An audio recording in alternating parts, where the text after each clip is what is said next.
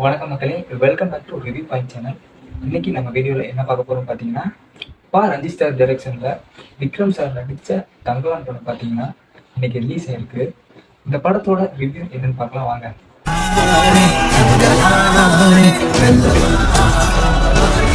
அதாவது இந்த படத்தோட கதை என்னன்னு பார்த்தீங்கன்னா, கோலார் தங்க சுரங்கத்தில் வாழ்ந்த மக்களோட வலி வேதனை சொல்லப்படாத உண்மைகள் இதையெல்லாம் பார்த்தீங்கன்னா விக்ரம் சார் மூலமா உயிர் கொடுத்துருக்காரு ரஞ்சித் சார்.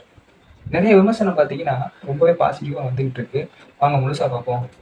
ஒரு ஒடுக்கப்பட்ட மக்கள் பார்த்தீங்கன்னா ஒரு குழுவா சேர்ந்து ஒரு கிராமத்துல வாழ்ந்துட்டு வராங்க. பண்ணையாரு கீழே இவங்கெல்லாம் வேலை பார்த்துட்டு இருப்பாங்க. அந்த பண்ணையாருக்கும் மேல இருக்கிறவர் யாருன்னு பார்த்தீங்கன்னா நம்ம பிரிட்டிஷை சேர்ந்தவங்க.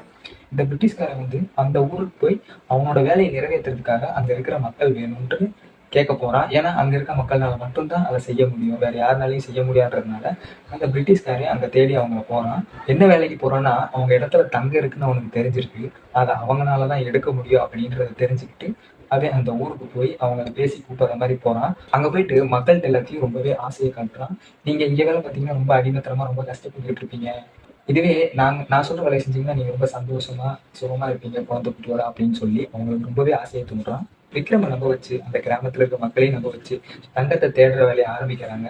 அவங்க தங்கத்தை கண்டுபிடிச்சாங்களா இல்லையா, அந்த தங்கம் யாருக்கு தான் கிடைச்சிச்சு, மக்களோட உழைப்பு என்னாச்சு, விக்ரமோட போராட்டம் என்னாச்சு, ஆராய்ச்சியார், இந்த மாதிரி பல கேள்விக்கு விடையளிக்கிறது தான் இந்த படத்தோட முழு கான்செப்டே.